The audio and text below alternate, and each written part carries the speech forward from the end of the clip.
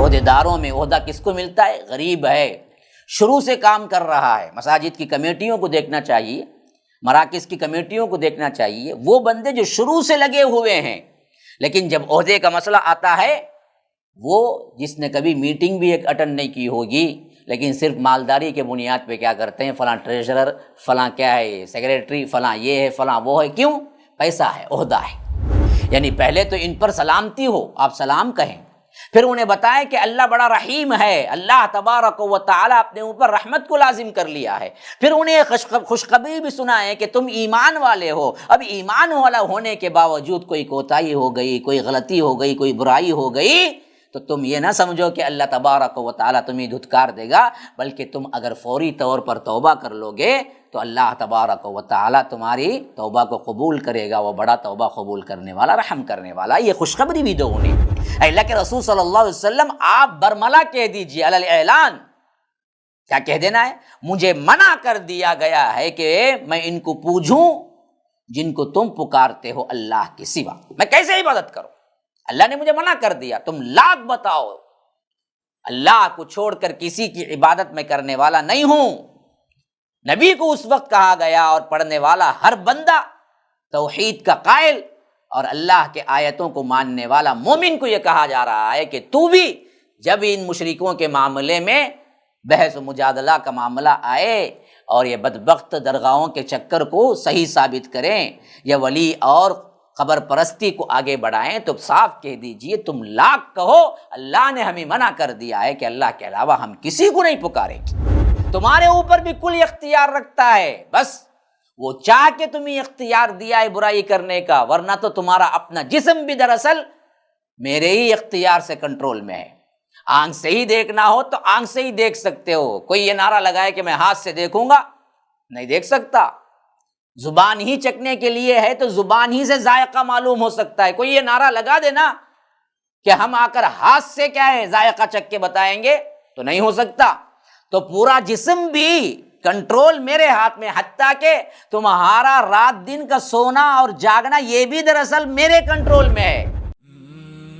MSLI TV، رہنمائی بدلتی دنیا کے لیے۔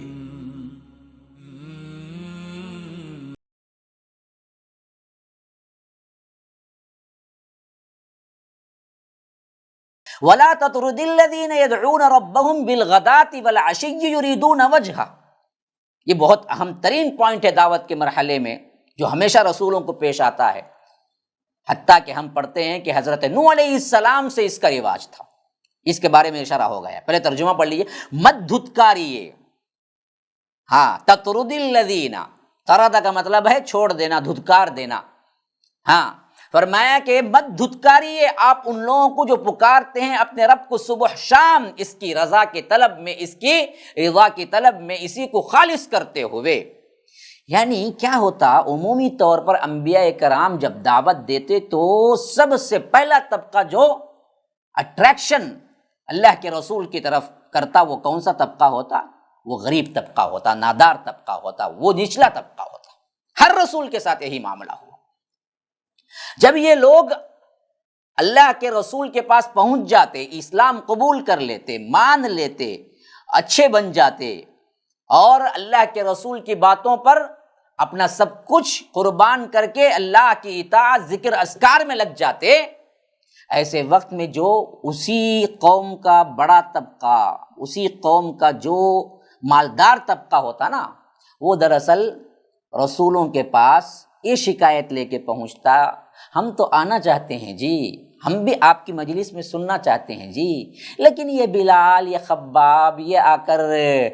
صہیب، یہ اس طرح کے لوگ اگر جو ہمارے غلام ہیں ان کے ساتھ ہم بیٹھے، یہ تو ہمارے لیے کیا ہے، باعث ننگ و عار ہے، ہم نہیں آ سکتے۔ تو اس سے اس طرح کتنا پریشر ہوا ہوگا جب اللہ تبارک و تعالی یہ آیت اللہ کے رسول صلی اللہ علیہ وسلم کے لیے وحی کے طور پہ اتار رہا ہے کہ آپ مت دھتکاریے۔ یعنی اتنا پریشر ہوتا کہ کبھی کبھی نبی بھی یہ سوچنے لگتا کہ ہو سکتا ہے ان کے لیے الگ میٹنگ ارینج کر دی جائے تو شاید یہ لوگ مان جائیں گے، یا ان کو ہٹا دیں گے مجلس سے تو وہ لوگ آ جائیں گے۔ حالانکہ ان کا فخر اور تکبر ہوتا ہے بدبخت ماننے کے لیے نہیں کرتے۔ تو یہاں پر بھی یہی بات ہے، خاص طور پر یہ آیت بعض مفسرین کہتے ہیں کہ حضرت عمار، حضرت بلال، حضرت خباب، ان کے بارے میں نازل ہوئی جب مشرکین مکہ نے انہیں تانا دیا کہ یہ لوگ آپ کے، یہ غلام آپ کے ساتھ رہتے ہیں تو ہم کیسے آئیں جی۔ تو اللہ تبارک و تعالیٰ نے اتارا یہ آیت کہ اللہ کے رسول ہرگز بھی ان کو دھتکارو مت، یہ تو اللہ کے یہاں بڑے مقرب ہیں، ہاں ان کا حال تو یہ ہے کہ یدعون ربهم بالغداۃ والعشی، صبح شام اللہ کو پکارتے ہیں، یعنی نماز پڑھتے ہیں، ذکر اذکار میں ہوتے ہیں، اور یریدون وجہ، یہ پورا کام جو کر رہے ہیں اس کی اصل وجہ یہ ہے کہ وہ صرف اللہ کے لیے کر رہے ہیں، اس میں کوئی ریاکاری، نمود و نمائش نہیں ہے، یہ اللہ تبارک و تعالیٰ کے خالص بندے ہیں۔ ایسے بندوں کو آپ کیسے دور کر سکتے ہیں؟ ما علیک من حسابہم من شیء وما من حسابک علیہم من شیء، حالانکہ حال یہ ہے کہ آپ کے ذمے ان کے حساب میں سے کچھ نہیں ہے اور نہ آپ کے حساب میں سے ان کے ذمے کچھ ہے، یعنی یہ جو کریں گے سوال ان سے ہوگا، آپ جو کریں گے سوال آپ سے ہوگا، یہ جو کر رہے ہیں ان کے بارے میں آپ سے سوال نہیں ہوگا، آپ کو پہنچا دینے کی ذمہ داری ہے، بس پہنچا دینے کے باوجود یہ بدبخت جو کچھ بھی برائیاں کرتے ہیں اس کا سوال آپ سے نہیں ہوگا، تو آپ کیوں فکر کرتے ہیں؟ گویا کہ ایک بہت بڑی ڈھارس بھی ہے، ہر شخص اپنے اپنے اعمال کا جواب دہ ہے، ہر شخص کو اپنی کمائی خود کرنی ہے، ان کی ذمہ داری کا کوئی حصہ آپ پر نہیں ہے، آپ کی ذمہ داری کا جو حصہ ہے وہ فریضہ آپ ادا کر دیتے ہیں تو آپ پر بھی کوئی ان کی طرف سے ذمہ داری نہیں ہے۔ تو یہ اللہ کے رسول صلی اللہ علیہ وسلم پر ڈھارس بندھی گئی، اللہ کے رسول صلی اللہ علیہ وسلم کو تسلی دی گئی کہ فَتَطْرُدَهُمْ فَتَكُونَ مِنَ الظَّالِمِينَ۔ اب دراصل کیا ہے کہ ایک تنبیہ کا انداز، اللہ کے رسول صلی اللہ علیہ وسلم ولو بالفرض، آپ انہیں دور ہی کرنے پر کیا ہے آمدہ ہیں یا دور ہی کریں گے تو فَتَكُونَ مِنَ الظَّالِمِينَ، آپ ظالموں میں سے ہو جائیں گے۔ اللہ اکبر! ان صحابہ کی مدح میں، تعریف میں اللہ نے کہاں تک کہا ہے دیکھیے، حالانکہ سوال ہی نہیں پیدا ہوتا اللہ کے رسول دور کرنے کا، لیکن یہاں پر رسول کے ذریعے سے ان مصلح لوگوں کی طرف اشارہ ہے جو آگے چل کر امت مسلمہ قیامت تک کے لیے آئیں گے، وہ لیڈر، وہ انقلابی لوگ یا وہ مصلح لوگ، وہ دعوتی انداز اختیار کرنے والے دعات، ان سب کو، ان علماء کو نصیحت کی جا رہی ہے کہ جب آپ توحید کا کام کریں گے تو آپ کے پاس سب سے پہلا آنے والا گروہ کون ہوگا؟ یہ غریب طبقے کا لوگ ہوں گے، اور ان کو لے کر رہو ہمیشہ، مالدار طبقے کی طرف سے ان کو ہٹانے کا اور ان کی غلط نظروں سے دیکھنے کا یا ان کو ذلیل کرنے کا ان لوگوں کی طرف سے معاملہ ہو، یا وہ جبر کریں یا وہ ویسے انداز اختیار کریں، تو علماء تم پھسل نہ جاؤ، اگر تم ایسا کرو گے تو ظالموں میں شمار ہو جاؤ گے۔ آج یہ بات بھی ہمارے اپنے لوگوں میں بھی بہت حد تک ہے، عہدے داروں میں عہدہ کس کو ملتا ہے؟ غریب ہے، شروع سے کام کر رہا ہے، مساجد کی کمیٹیوں کو دیکھنا چاہیے، مراکز کی کمیٹیوں کو دیکھنا چاہیے، وہ بندے جو شروع سے لگے ہوئے ہیں، لیکن جب عہدے کا مسئلہ آتا ہے، وہ جس نے کبھی میٹنگ بھی ایک اٹینڈ نہیں کی ہوگی لیکن صرف مالداری کے بنیاد پہ کیا کرتے ہیں، فلاں ٹریجرر، فلاں کیا ہے سیکریٹری، فلاں یہ ہے، فلاں وہ ہے، کیوں؟ پیسہ ہے، عہدہ ہے۔ یہی حیثیت ہے یہاں پر بھی جو اللہ تبارک و تعالیٰ روک رہا ہے کہ تم ظالم بن جاؤ گے۔ وَكَذَلِكَ فَتَنَّا بَعْضَهُمْ بِبَعْضٍ، اسی طرح ہم نے ان میں سے بعض کو بعض کے ذریعے آزمانا ہے۔ ہاں، کیوں یہ نچلا طبقہ، مالدار طبقہ، یہ اللہ نے ایسے ڈیوائڈ کیوں کیا؟ تاکہ اللہ تبارک و تعالیٰ اس سے آزمائے۔ کیا آزمائے جی؟ لِيَقُولُوا أَهَٰؤُلَاءِ مَنَّ اللَّهُ عَلَيْهِمْ مِن بَيْنِنَا أَلَيْسَ اللَّهُ بِأَعْلَمَ بِالشَّاكِرِينَ، تاکہ وہ کہیں کہ کیا یہی وہ لوگ ہیں جن پر اللہ نے انعام خاص کیا ہے۔ اس طرح کا کیا ہے، یہ لوگ ٹھٹا اڑاتے ہیں ان کا، اصحاب رسول اللہ کو دیکھ کر کہتے ہیں کہ اچھا جی، ہدایت اگر ملنی تھی تو ہم کو ملنی تھی، یہ غریب نادار لوگوں کو ہی اللہ پسند کیا کیا؟ اللہ نے یہ انعام ان کو دیا کیا؟ جیسا کہ نبی پر بھی اعتراض ہوا، کہنے والے نے یہاں تک کہا کہ رجل من القریتین عظیم، اگر اللہ کو نبوت دینا ہی تھا تو یہ جو کیا ہے قریتین ہیں، طائف اور مکہ کے بڑے بڑے جو سردار ہیں نا جی، ان کو اللہ کیوں نہیں دیا؟ یہ ہاشمی خاندان کے ایک یتیم نوجوان کو کیوں دے دیا؟ تو ایسے ہی ایمان کے سلسلے میں بھی خباب، صہیب اور اسی طرح دوسرے صحابہ جو کہ غریب نادار تھے، ان کو اشارہ کر کے کہا کرتے تھے کہ یہ ہیں جی اللہ کا انعام پانے والے، ہم نہیں دکھے اللہ کو، الیس اللہ بعالم بالشاکرین۔ تو اللہ ان سب کو جواب دیتا ہے بدبختو سنو، اللہ بہتر جانتا ہے کہ کون واقعتاً اللہ کا شکر گزار ہے، کون ہدایت کا مستحق ہے، اللہ ان کو ضرور دیتا ہے۔ تو یہ مالدار طبقہ اور غریب طبقے کے مقابلے میں ایک کشاکش ہمیشہ رہی ہے، اور ان میں یہ مالدار طبقہ چاہتا ہے کہ غریب ہمیشہ سے جس طرح ذلیل رہا، ایمان لانے کے بعد بھی ذلیل ہی رہے، ہمارے قدموں تلے ہی رہے، اور اگر ان کو کوئی اللہ تبارک و تعالی وصف دیتا ہے، خوبی دیتا ہے، تو یہ دراصل مذاق اڑاتے ہیں کہ یہ ہیں جی لوگ، اللہ کو ہم نہیں دکھے کیا۔ یہی حالت آج بھی بہت سے مسلمانوں کی ہے، بہت سی جماعتوں کے اندر لوگوں کی ہے، جو صاحب حیثیت ہوتے ہیں وہ اسی گروہ کے جو اسلام قبول کر کے یا اسلام پر عمل کر کے، لیکن مسئلہ ان کا یہ ہوتا ہے کہ صرف وہ غریب نادار ہوتے ہیں، ان کو ہمیشہ ذلیل کیا جاتا ہے، یا ان کو ہمیشہ ان کے اپنے اہل منصب سے دور رکھا جاتا ہے۔ اللہ محفوظ رکھے۔ پھر فرمایا کہ وَإِذَا جَاءَكَ الَّذِينَ يُؤْمِنُونَ بِآيَاتِنَا فَقُلْ سَلَامٌ عَلَيْكُمْ كَتَبَ رَبُّكُمْ عَلَى نَفْسِهِ الرَّحْمَةَ۔ یہ بدبخت تو کہہ رہے ہیں کہ اللہ کے رسول صلی اللہ علیہ وسلم یہ غریب نادار لوگوں کو ہٹا دیجئے، تو اللہ نے کہا کہ ان کو مت ہٹاؤ، بلکہ ان کو ایک درجہ اور آگے بڑھا دیا۔ فرمایا کہ جب آپ کے پاس وہ لوگ آئیں، یعنی ایسے لوگ، خباب جیسے لوگ، بلال جیسے لوگ اللہ کے رسول صلی اللہ علیہ وسلم کے پاس آئیں، تو اللہ تبارک و تعالیٰ نے کیسے ان کے ساتھ استقبال میں آنا ہے، کیسے شاندار استقبال کرنا ہے، رب نے بتایا۔ فرمایا کہ فَقُلْ سَلَامٌ عَلَيْكُمْ، ان سے کہو کہ آپ پر سلامتی ہو، سلام کرو ان کو جو ہماری آیات پر ایمان رکھتے ہیں۔ وہ لوگ جب آپ کے پاس آئیں، یہ نہ دیکھو کہ غریب اور نادار ہیں، بلکہ کہا کہ آپ ان سے کہیں کہ تم پر سلامتی ہو، اور یہ بھی کہو کہ تمہارے رب نے اپنے اوپر رحمت کو لازم کر لیا ہے۔ کتب ربکم علی نفسہ الرحمہ، اللہ بڑا رحیم ہے اور اللہ اپنی رحمت کو اپنے اوپر لازم کر لیا ہے، تو تم ڈرنے کی ضرورت نہیں ہے۔ انہ من عمل منکم سوءا بجہالۃ ثم تاب من بعدہ واصلح فانہ غفور الرحیم، کہ تمہارے لیے اللہ کی خاص رحمت کا معاملہ یہ ہے کہ تم میں سے جو کوئی کسی برے کام کا ارتکاب کر بیٹھے گا جہالت کی بنیاد پر، پھر وہ بات توبہ کر لے گا اور اصلاح کر لے گا، تو یقیناً اللہ بخشنے والا مہربان ہے۔ یعنی پہلے تو ان پر سلامتی ہو، آپ سلام کہیں، پھر انہیں بتائیں کہ اللہ بڑا رحیم ہے، اللہ تبارک و تعالیٰ اپنے اوپر رحمت کو لازم کر لیا ہے، پھر انہیں خوشخبری بھی سنائیں کہ تم ایمان والے ہو۔ اب ایمان والا ہونے کے باوجود کوئی کوتاہی ہو گئی، کوئی غلطی ہو گئی، کوئی برائی ہو گئی، تو تم یہ نہ سمجھو کہ اللہ تبارک و تعالیٰ تمہیں دھتکار دے گا، بلکہ تم اگر فوری طور پر توبہ کر لو گے تو اللہ تبارک و تعالیٰ تمہاری توبہ کو قبول کرے گا، وہ بڑا توبہ قبول کرنے والا، رحم کرنے والا۔ یہ خوشخبری بھی دو انہیں کہ تم مایوس ہونے کی ضرورت نہیں ہے۔ انہ من عمل منکم سوءا بجہالہ، جو بھی کرے گا جہالت کی بنیاد پر کوئی بھی برا عمل، ثم تاب من بعد، فوراً اس کی توبہ کے لیے وہ واپس پلٹے، ہاں واصلح، اور اصلاح کر لے، تو اللہ تبارک و تعالیٰ کو بڑا معاف کرنے والا پائے گا۔ وَكَذَلِكَ نُفَصِّلُ الْآيَاتِ، اسی طرح ہم اپنی آیات کو بڑی تفصیل سے بیان کر رہے ہیں۔ وَلِتَسْتَبِينَ سَبِيلُ الْمُجْرِمِينَ، تاکہ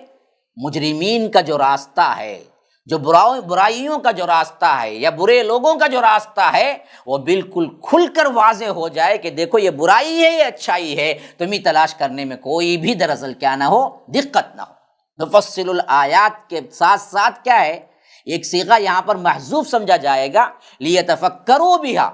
یعنی یہ بھی کہ وہ لوگ، اللہ تبارک و تعالیٰ نے ان کے لیے آیات کو بڑے کھول کر واضح کر دیا ہے، یا اسی طرح ہم واضح کرتے ہیں آیات کو تاکہ تم اس پر غور و فکر بھی کریں، اور جب غور و فکر کریں گے تو خود بخود جو بھی برے لوگوں کا راستہ ہے وہ تم پر واضح ہو گیا۔ وَلِتَسْتَبِينَ، اس کا مطلب ہے واضح ہو جانا، مجرموں کا جو راستہ ہے وہ واضح ہو کے سامنے آ جائے، دیکھو یہ برے لوگ تھے، ان کے راستہ نہیں جانا۔ کب کرو گے جی؟ جب اللہ کی آیتیں جو تفصیلی اللہ نے بیان کر دی ہیں اس پر تم غور و فکر کرو گے، تو معاملہ یوں ہوگا کہ کذالک نفصل الآیات، اللہ ہم نے تمہارے لیے آیتیں کھول کر بیان کر دی، غور و فکر بھی کرو، تو پھر کیا ہوگا معاملہ، ولیتستبین، تو بالکل واضح ہو کے سامنے آ جائے گا سبیل المجرمین کے جو مجرم لوگ ہیں، جو دراصل اللہ تبارک و تعالیٰ کی بات نہیں ماننے والے ہیں، نافرمان ہیں، ان کے لیے یہ واضح بات آ جائے گی کہ یہ ہیں وہ لوگ جن کا راستہ ہمیں اپنانا نہیں چاہیے۔ اب ڈائریکٹ خطاب ہے مشرکین کو، توحید کے معاملے میں ہم رتی برابر بھی ایڈجسٹمنٹ نہیں ہو سکتا، رتی برابر بھی کمپرومائز نہیں ہو سکتا، یہ کھل کے کہہ دیجیے آپ۔ آیت بڑی سخت ہے، فرمایا کہ قل انی نہیت ان اعبد الذین تدعون من دون اللہ، اے اللہ کے رسول صلی اللہ علیہ وسلم آپ برملا کہہ دیجیے، علی الاعلان، کیا کہہ دینا ہے؟ مجھے منع کر دیا گیا ہے کہ میں ان کو پوجوں جن کو تم پکارتے ہو اللہ کے سوا، میں کیسے عبادت کروں؟ اللہ نے مجھے منع کر دیا، تم لاکھ بتاؤ، اللہ کو چھوڑ کر کسی کی عبادت میں کرنے والا نہیں ہوں۔ نبی کو اس وقت کہا گیا اور پڑھنے والا ہر بندہ توحید کا قائل اور اللہ کے آیتوں کو ماننے والا مومن کو یہ کہا جا رہا ہے کہ تو بھی جب ان مشرکوں کے معاملے میں بحث و مجادلہ کا معاملہ آئے اور یہ بدبخت درگاہوں کے چکر کو صحیح ثابت کریں یا ولی اور قبر پرستی کو آگے بڑھائیں، تو صاف کہہ دیجئے تم لاکھ کہو اللہ نے ہمیں منع کر دیا ہے کہ اللہ کے علاوہ ہم کسی کو نہیں پکاریں گے۔ ہاں، لات عزا منات ہوں یا اسی طرح دوسرے ولی ہوں، سب ایک ہی ہیں، کسی کو نہیں پکاریں گے، کیونکہ اللہ نے صاف کہہ دیا کہ کسی کو نہ پکارو۔ ہاں، سورہ جن کے اندر فرمایا تدعو مع اللہ احدا، لا تدعو مع اللہ احدا، اللہ کے ساتھ کسی اور کو مت پکارو، کوئی بھی ہو۔ تو اللہ کے رسول صلی اللہ علیہ وسلم سے فرما دیا گیا کہ آپ کہہ دیجئے، مجھے تو کیا ہے، منع کر دے، قل لا اتبع اہواءکم، کہہ دیجئے کہ میں تمہاری خواہشوں کی پیروی نہیں کر سکتا۔ تم سوچتے ہو کہ ہم تمہارے خاندان کے ہیں، ہم قریش کے ہیں، ہم فلاں ہیں، ہم دباؤ ڈالیں گے، ہم فلاں کر دیں گے تو شاید آپ کیا ہے دعوت کو چھوڑ دیں یا ان کی بات مان لیں۔ نہیں، لا اتبع اہواءکم، تمہاری خواہشوں کی پیروی میں ہرگز نہیں کر سکتا۔ قد ضللت اذا وما انا من المہتدین، اگر میں ایسا کروں گا تو میں تو گمراہ ہو جاؤں گا اور پھر میں نہ رہوں گا ہدایت پانے والوں میں سے۔ میں کیسے کر سکتا ہوں یہ کام؟ میں خود داعی ہوں، میں خود ہدایت کی طرف تمہاری رہنمائی کر رہا ہوں، میں خود غلط چیز کو کہتے اختیار کروں گا، پھر تو میں بھی کیا ہو جاؤں گا، ہدایت والوں میں نہیں رہوں گا۔ اور یہ بھی کہہ دیجئے اللہ کے رسول قل انی علی بینۃ من ربی، کہہ دیجئے میں تو اپنے رب کی طرف سے ایک بڑی بینہ پر ہوں، ایک بڑی نشانی لے کر آیا ہوں، قرآن سامنے ہے۔ اس بینہ، اس بینہ کا مطلب ہے نشانی، بینۃ من ربی، میرے رب کی طرف سے میں نشانی پر ہوں، قرآن سامنے ہے، تو میں کیسے تمہاری بات مان لوں؟ اور وَكَذَّبْتُمْ بِهِ، تمہارا حال یہ ہے کہ تم نے کیا کیا، اس نشانی کو جھٹلا دیا ہے۔ کذبتم بھی، مجھے بھی جھٹلایا اور کتاب کو بھی جھٹلایا۔ ما عندی ما تستعجلون بہ، یہ ہے وہ بات جو سورت کا اہم ترین مضمون بھی ہے۔ فرمایا کہ میرے پاس وہ شے موجود نہیں ہے جس کی تم جلدی مچا رہے ہو۔ عذاب، معجزہ کیوں نہیں لاتے؟ 12 سال ہو گئے، عذاب آئے گا، عذاب آئے گا، عذاب آئے گا کہتے رہے لیکن عذاب نہیں آیا۔ تو اللہ کے رسول صلی اللہ علیہ وسلم کو بتایا جا رہا ہے کہ دیکھو، آپ کہہ دیجئے اگر میرے ہاتھ میں عذاب لانے کا یا معجزہ لانے کا معاملہ ہوتا نا تو میں کبھی کا لا چکا ہوتا، لیکن میرے ہاتھ میں ہے ہی نہیں وہ شے، وہ تو رب کے ہاتھ میں ہے۔ ما عندی ما تستعجلون بہ، میرے پاس نہیں ہے جس کے لیے تم جلدی مچا رہے ہو۔ یاد رکھو، ان الحکم الا للہ، فیصلے کا اختیار کسی کو نہیں سوائے اللہ کے۔ تو صاف معلوم ہو گیا نبی ہے، رب نہیں ہے، نبی ہے، الہیت میں شریک نہیں ہے۔ آپ کہہ دیجئے اگر یہ معاملہ ہوتا نا تو میں لا لیتا۔ اگلی آیت آ رہی ہے اسی کے ضمن میں، یقص الحق وہو خیر الفاصلین، وہ حق کو کھول کر بیان کر دیتا ہے، وہ سب سے اچھا فیصلہ کرنے والا ہے۔ اب آگے آئیے اور زیادہ وضاحت کر، قل لو ان عندی ما تستعجلون به لقضی الامر بینی وبینکم واللہ اعلم بالظالمین۔ فرمایا کہ آپ یہ بھی کہہ دیجئے اللہ کے رسول صلی اللہ علیہ وسلم، اگر میرے پاس وہ ہوتا جس کی تم جلدی مچا رہے ہو تو میرے اور تمہارے درمیان کبھی کا فیصلہ طے ہو چکا ہوتا۔ ہاں، اگر میرے ہاتھ میں عذاب لانے کا یا معجزہ لانے کا معاملہ اللہ مجھے اختیار دے دیتا نا، میں کب کا کر چکا ہوتا۔ یہ میرے اختیار میں نہیں ہے، میں مختار کل نہیں ہوں، صاف کہہ رہے ہیں، میں وہ نہیں ہوں جس کو تم سمجھ رہے ہو، بالکل واضح آیات ہیں، آپ جائیے پڑھ لیجئے، سیدھی سیدھی توحید بیان ہو رہی ہے، جس کو ان علماء نے سنے کیا کیا، بالکل ہی ایسا کر دیا جس کے سمجھنے میں آج بہت بڑی مشقت ہو رہی ہے مسلمانوں کو، شرک کی ملاوٹ اس حد تک کر دی کہ لوگوں کو اصل توحید خالص سمجھ میں نہیں آ رہی ہے، صاف کہا جا رہا ہے، اللہ کے رسول آپ کہہ دیجئے جس کی تم جلدی مچا رہے ہو، اگر وہ ہوتا تو کبھی کا میں عذاب لے آتا یا نہیں، تو وہ معجزہ آ جاتا جس کے پاداش میں تم ختم کر دیے جاتے۔ ہاں، لقضی الامر بینی و بینکم واللہ اعلم بالظالمین، کہ اللہ تبارک و تعالی جانتا ہے، خوب واقف ہے کون اصل میں ظالم ہے۔ وعنده مفاتح الغیب لا يعلمها الا هو يعلم ما في البر والبحر، جس سے شریک نہ کرو، جس کو کیا ہے توحید کے ساتھ مانو، اس کی قہاریت، اس کی جباریت، اس کی حاکمیت کیسی ہے، یہ اللہ تبارک و تعالی بیان کر رہا ہے۔ وہ کون ہے؟ وہ کیا تمہارے جیسا بھولنے والا، تمہارے جیسا کیا ہے بے دست و پا، تمہارے جیسا شریکوں کی ضرورت ہے کیا اس کو؟ فرمایا نہیں۔ کیا ہے وہ؟ وہی ہے جس کے پاس غیب کے سارے خزانے ہیں، وعنده مفاتح الغیب لا يعلمها الا هو، کوئی نہیں جانتا اس کے علاوہ ان خزانوں کو، ويعلم ما في البر والبحر، اور وہ جانتا ہے جو کچھ بھی زمین میں ہے اور جو کچھ بھی سمندر میں ہے، سب کچھ معلوم ہے اس کو۔ وما تسقط من ورقۃ الا يعلمها، اور نہیں گرتا کوئی ایک پتا بھی کسی درخت سے مگر اس کے علم میں ہوتا ہے، بلکہ اسی کے حکم سے تو گرتا ہے۔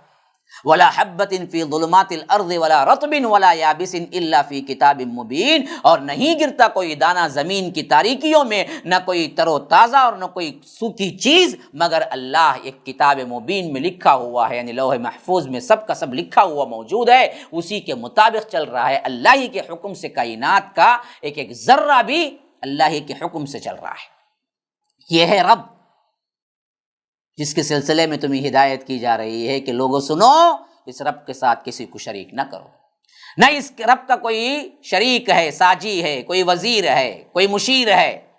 کوئی نہیں ہے، وہ اکیلا ہے،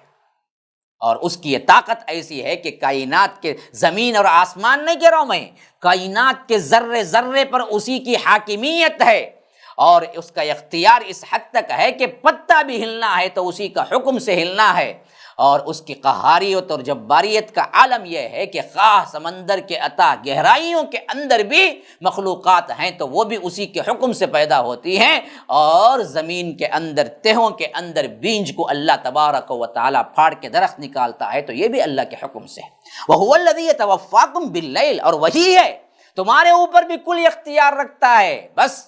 وہ چاہ کے تمہیں اختیار دیا ہے برائی کرنے کا، ورنہ تو تمہارا اپنا جسم بھی دراصل میرے ہی اختیار سے کنٹرول میں ہے۔ آنکھ سے ہی دیکھنا ہو تو آنکھ سے ہی دیکھ سکتے ہو، کوئی یہ نعرہ لگائے کہ میں ہاتھ سے دیکھوں گا، نہیں دیکھ سکتا۔ زبان ہی چکھنے کے لیے ہے تو زبان ہی سے ذائقہ معلوم ہو سکتا ہے، کوئی یہ نعرہ لگا دے نا کہ ہم آ کر ہاتھ سے کیا ہے ذائقہ چکھ کے بتائیں گے تو نہیں ہو سکتا۔ تو پورا جسم بھی کنٹرول میرے ہاتھ میں، حتیٰ کہ تمہارا رات دن کا سونا اور جاگنا یہ بھی دراصل میرے کنٹرول میں ہے، نیند میرے کنٹرول میں۔ کتنے بڑے بڑے پیسے والے پریشان ہیں، نیند نہیں آتی، اور کتنے غریب فٹ پاتھ پہ آرام سے خراٹے لے کے سوتے ہیں، کون دیتا ہے یہ نیند؟ یہی اللہ تعالیٰ کہتا ہے کہ وَهُوَ الَّذِي يَتَوَفَّاكُمْ بِاللَّيْلِ، وہی ہے جو تمہیں وفات دیتا ہے رات کے وقت۔ دیکھیے یہاں پر یتوفا کا لفظ آیا ہے، وفات کا لفظ آیا ہے، لیکن مرنے کے لیے نہیں بلکہ صرف نیند کے لیے، کیونکہ وفا کا مطلب خالی کیا ہے؟ وفات دینا ہی نہیں ہے، مرنا ہی نہیں ہے، لینے کے مطلب میں ہے۔ تو خالی تمہیں نیند کے کنڈیشن میں رکھتا ہوں، تو اس کے لیے بھی قادیانیوں نے جیسے حضرت عیسیٰ کے معاملے میں وفات کا لفظ استعمال کر کے ثابت کرنے کی کوشش کی کہ اذ قال اللہ یا عیسیٰ انی متوفیک، کہ اللہ کہتا ہے کہ عیسیٰ میں تمہیں وفات دے رہا ہوں تو وہ مر گئے ہیں، یہ بہت بڑا مغالطہ کرتے ہیں، یہ لوگ بہت بڑا دھوکہ دے رہے ہیں۔ تو یاد رکھیے، نہیں،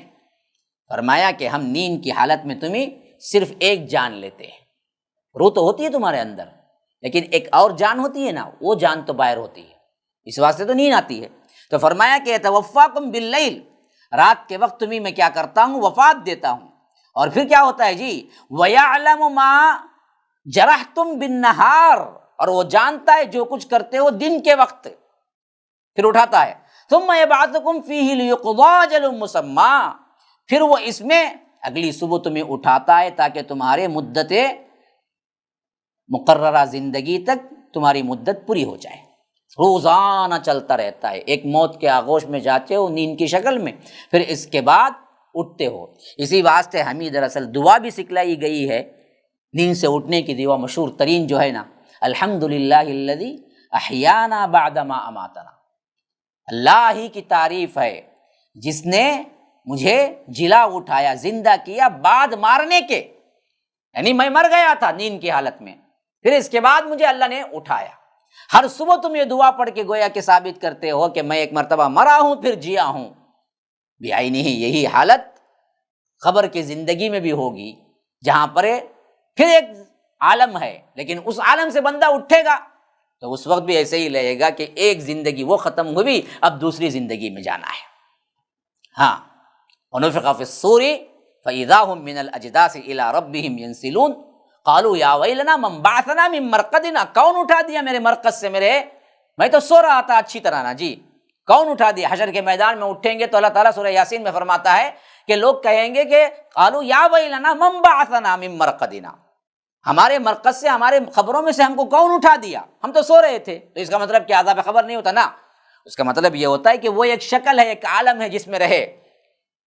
لیکن وہاں سے اٹھتے وقت ان کو یہی لگے گا کہ ایک نیند تھی جو پوری ہوئی، وہاں سے اٹھے۔ جیسے یہاں نیند میں آپ کو کئی طرح کی چیزیں ملاحظہ ہوتی ہیں، خواب پڑتے ہیں، اس کا مطلب یہ ہے کہ مر گئے نا۔ تو یہاں پر بھی دیکھیے نوٹس کے طور پر، عمیق گہری طور پر میں آپ کو اشارہ کر رہا ہوں کہ فرمایا کہ وَيَعْلَمُ مَا جَرَحْتُمْ بِالنَّهَارِ، سب سے پہلی چیز تو یہ ہے کہ جو کچھ بھی تم دن میں کرتے ہو سب کچھ وہ بھی جانتا ہوں، پھر میں ہی ہوں جو تم کو اٹھاتا ہوں نیند سے ہر صبح۔ یہ روٹین کیوں چلتی ہے، یہ زندگی کیوں چلتی ہے، یہ رات دن تم مرتے ہو جیتے ہو، کیوں؟ لِيُقْضَىٰ أَجَلٌ مُّسَمًّى، جو آخری تمہاری موت کا وقت ہے، جو زندگی کے مقررہ آخری دن تک ہے، جب تک تمہاری زندگی چلتی رہے، لِيُقْضَىٰ أَجَلٌ مُّسَمًّى، تاکہ تمہاری زندگی مکمل ہو جائے، وہ وقت مقررہ تک پہنچ جائے جہاں تمہیں اس دنیا میں آخری دن ہوگا۔ پھر کیا ہوگا؟ ثُمَّ إِلَيْهِ مَرْجِعُكُمْ، پھر اسی کی طرف تم سب کو لوٹنا ہے۔ ثُمَّ يُنَبِّئُكُمْ،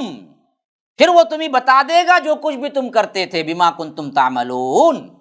جو کچھ بھی تم کر کے آئے تھے سب نوٹڈ ہے، سب ریکارڈڈ ہے، وہ ریکارڈ تمہارے سامنے چلا دیا جائے گا، بتلا دیا جائے گا، یہ تھا اصل معاملہ جو تم کر رہے ہو۔ اور میں نے آپ کے سامنے جو آیت تلاوت کی وہ 61ویں آیت ہے، جو رب العالمین کا ارشاد ہے کہ وَهُوَ الْقَاهِرُ فَوْقَ عِبَادِهِ وَيُرْسِلُ عَلَيْكُمْ حَفَظَةً حَتَّى إِذَا جَاءَ أَحَدَكُمُ الْمَوْتُ تَوَفَّتْهُ رُسُلُنَا وَهُمْ لَا يُفَرِّطُونَ۔ مضمون ذہن میں رہے، بات چل رہی تھی اللہ تبارک و تعالیٰ کے عظمت کی، توحید کی، شرک کی تردید کی، اور جناب محمد الرسول اللہ صلی اللہ علیہ وسلم پر اعتراضات کے جوابات کی، خاص طور پر رسالت کے اعتبار سے، معجزہ دکھلانے کے اعتبار سے ان لوگوں کی جو ضد تھی، اس پر اللہ تبارک و تعالیٰ کے جو جوابات تھے، اور ایک گونا اللہ کے رسول صلی اللہ علیہ وسلم کو ڈھارس تھی کہ آپ اپنا کام کرتے جائیے۔ اللہ تبارک و تعالیٰ کو معلوم ہے جب جو ان کے لیے معجزہ اتارنا ہے یا نہیں ہے۔ پھر اس کے بعد اللہ تبارک و تعالیٰ نے ہدایت کن کے لیے، ضلالت کن کے لیے، یہ تمام چیزیں آپ کے سامنے آ چکی ہیں۔ اب مضمون بھی رب العالمین ہی کی عظمت سے شروع ہو رہا ہے۔ فرمایا کہ وَهُوَ الْقَاهِرُ فَوْقَ عِبَادِهِ، وہ اپنے بندوں پر پوری طرح غالب ہے، اور وَيُرْسِلُ عَلَيْكُمْ حَفَظَةً، اور وہ تمہارے پر نگہبان بھیجتا رہتا ہے۔ اللہ تبارک و تعالی خود قاہر ہے، بندوں پر غالب ہے، اور اس کے علاوہ اس کے فرشتے، یہاں پر جو یرسل علیکم کا صیغہ ہے وہ خاص طور پر اللہ کے حفاظت کرنے والے اللہ تبارک و تعالیٰ کے وہ فرشتے جو بندوں کی حفاظت کے لیے اللہ تبارک و تعالیٰ نے مقرر کیے ہیں، یہ دراصل مراد ہے۔ اور اللہ تبارک و تعالیٰ فرما رہا ہے کہ اللہ کی مشیت سے انسان کو جو مدت زندگی اس دنیا میں ملتی ہے اس وقت تک تو وہ زندہ رہنا ہے نا، اس واسطے ہم حفاظت کے لیے اپنے فرشتے بھی بھیجتے رہتے ہیں جو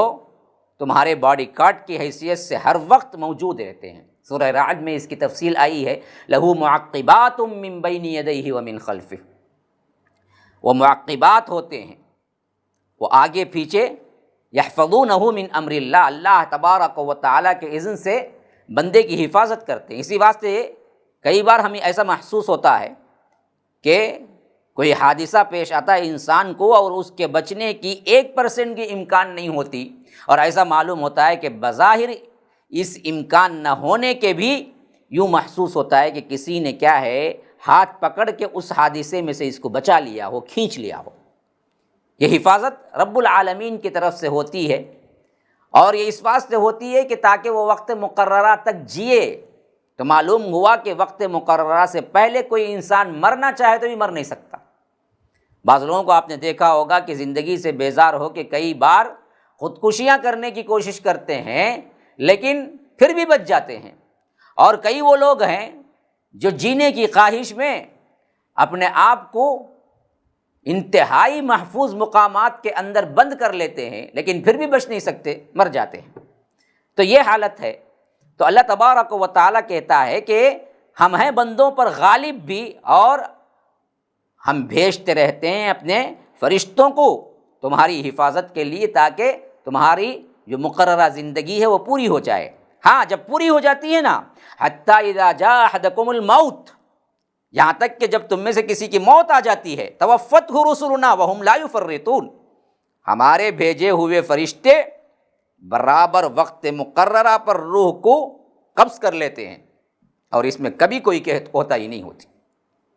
ایک لمحہ آگے پیچھے نہیں ہو سکتا اگر مدت آ گئی۔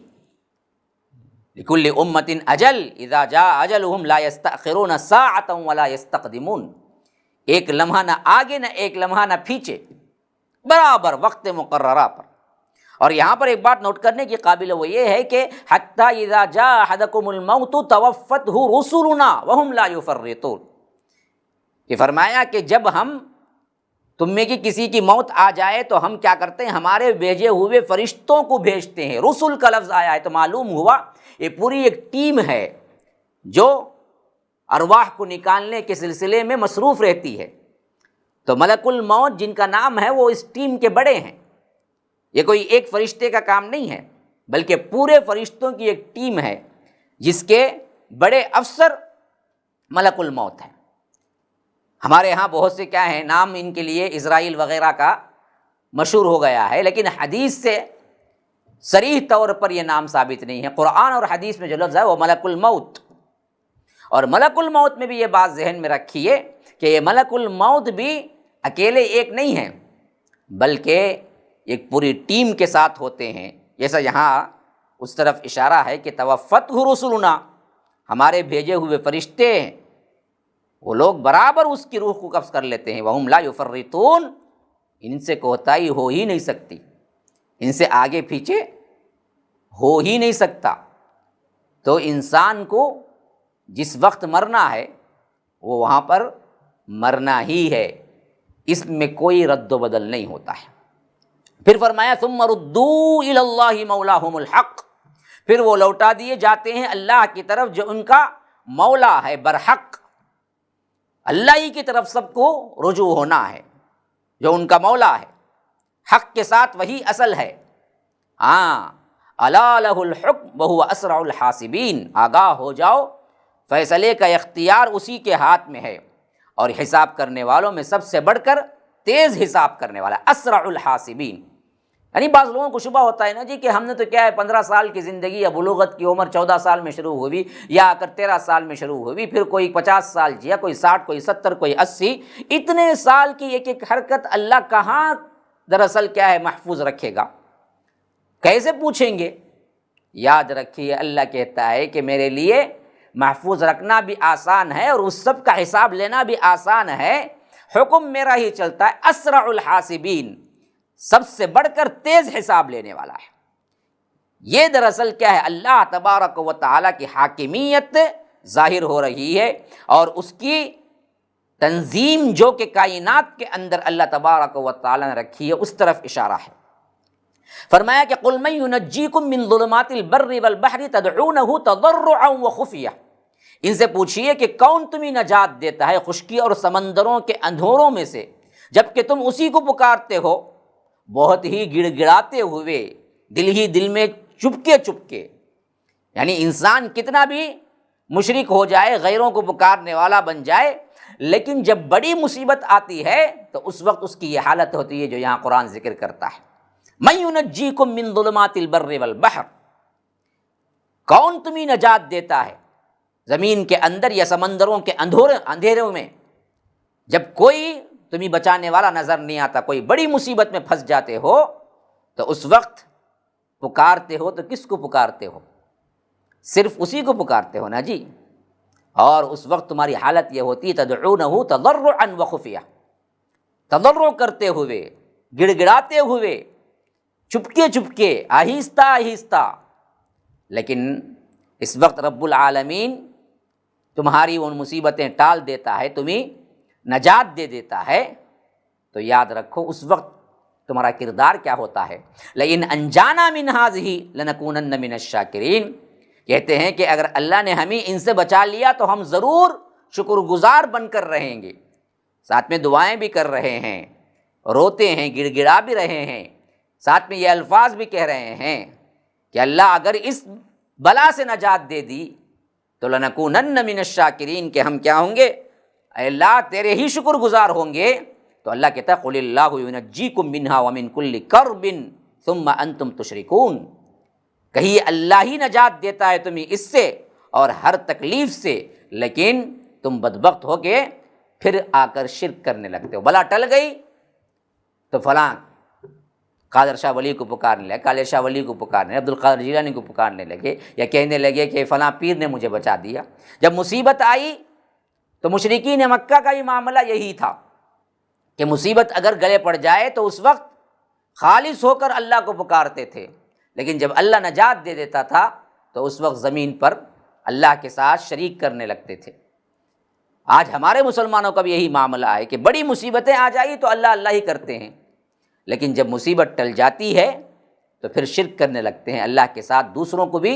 شریک کرنے لگتے ہیں اور کہتے ہیں کہ اس کی وجہ سے، اس کی وجہ سے، فلاں کی وجہ سے ہماری نجات ہو گئی۔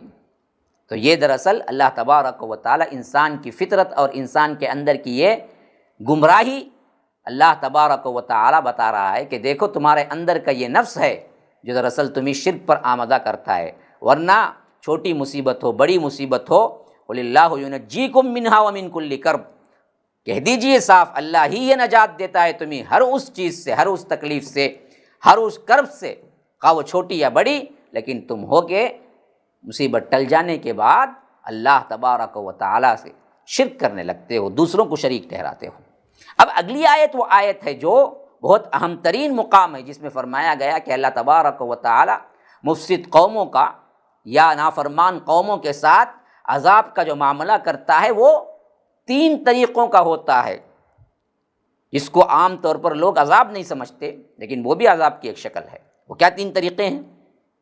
فرمایا کہ قل هو القادر علی ان یبعث علیکم عذابا من فوقکم، کہہ دیجئے کہ وہ قادر ہے،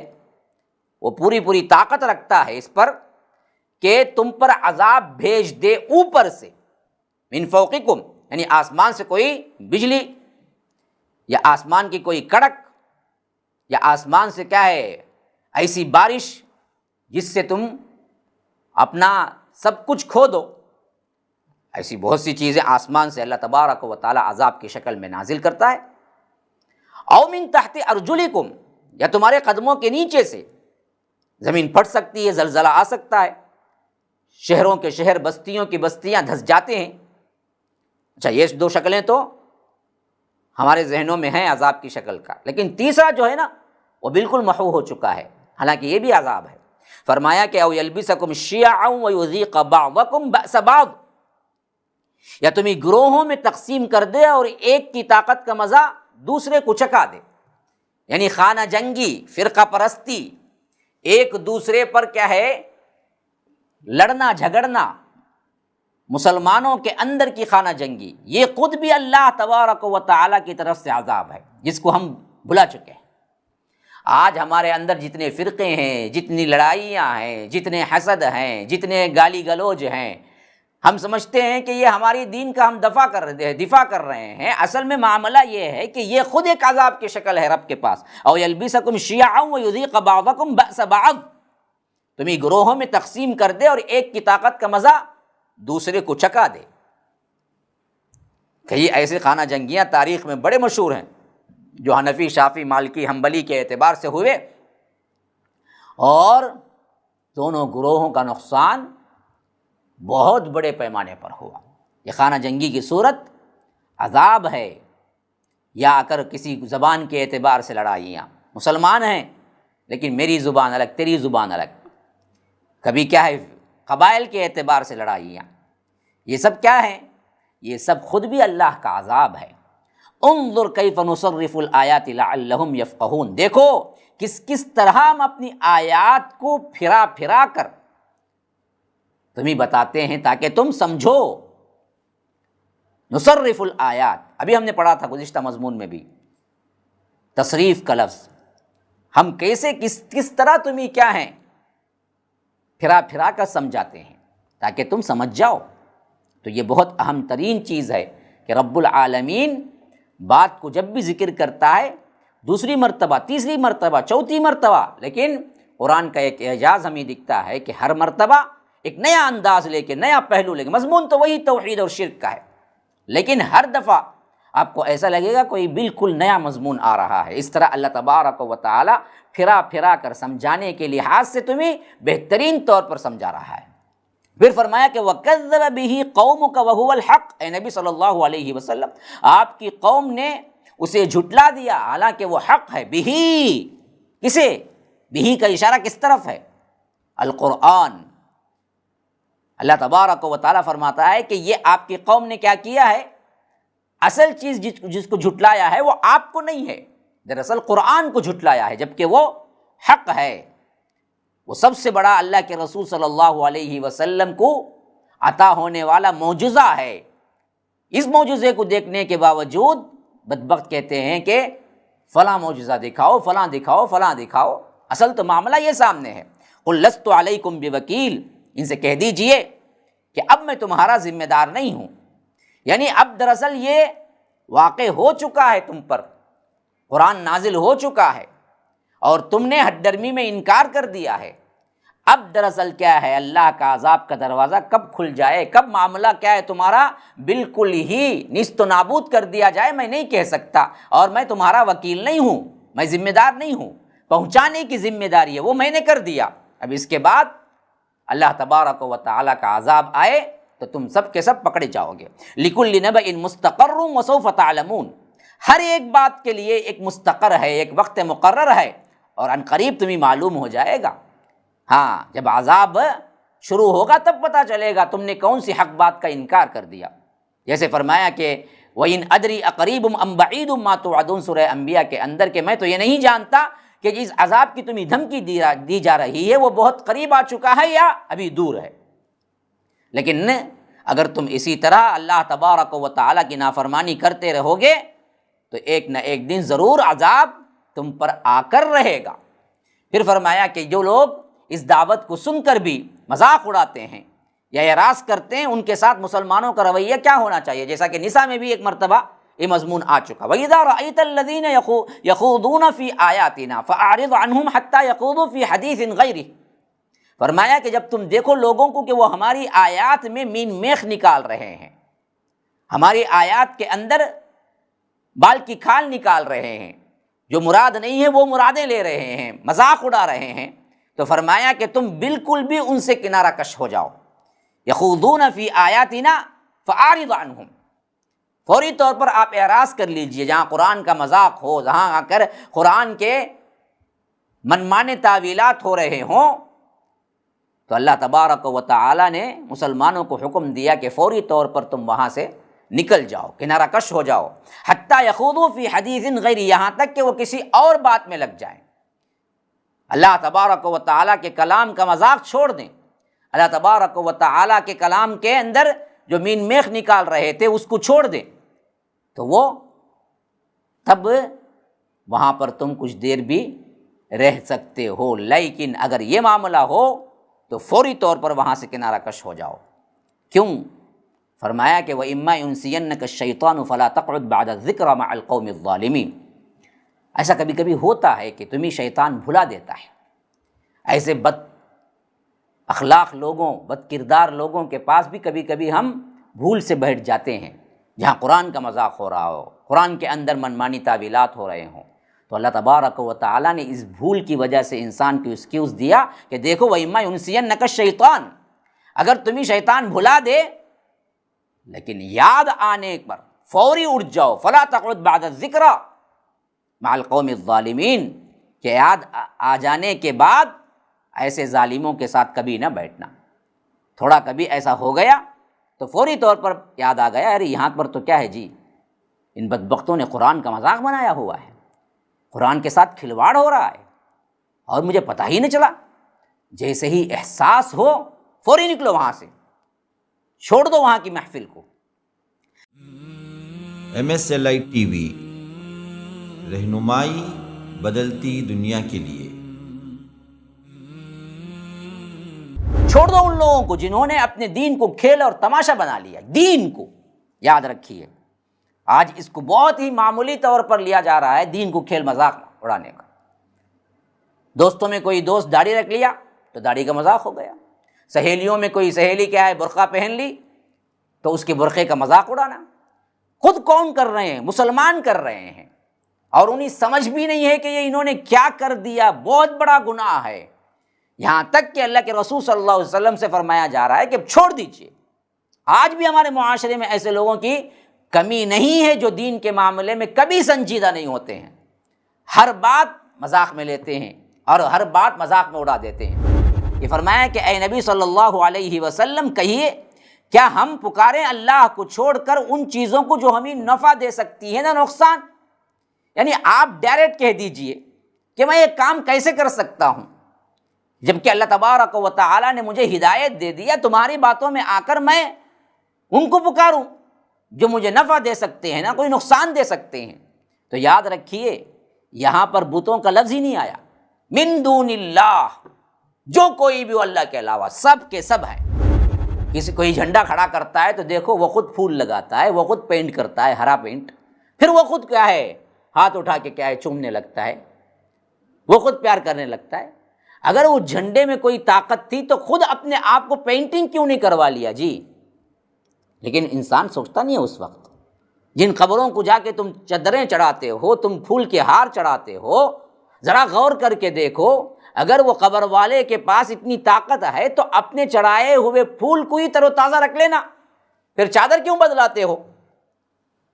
تو اتنی طاقت بھی ان کے پاس نہیں ہے نا۔ پہلے ایک کائنات چل رہی تھی، وہاں دیکھا آئیڈیا آیا، اچھا ایک چاند سورج ایک کائنات ایسا چل رہا ہے تو ہم بھی بنائیں گے۔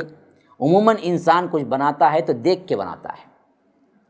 لیکن یہ میرا رب وہ ہے جو بغیر مثال کے پیدا کیا ہے، کہ اللہ تبارک و تعالیٰ نے کوئی سند بھی نازل نہیں کی ہے تمہارے جن معبودوں کو تم نے شریک ٹھہرا رکھا ہے۔ بتاؤ، قل ہاتوا برہانکم ان کنتم صادقین۔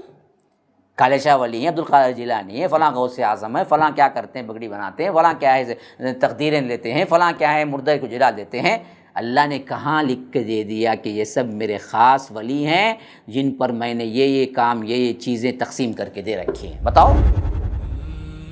MSLI TV، رہنمائی بدلتی دنیا کے لیے۔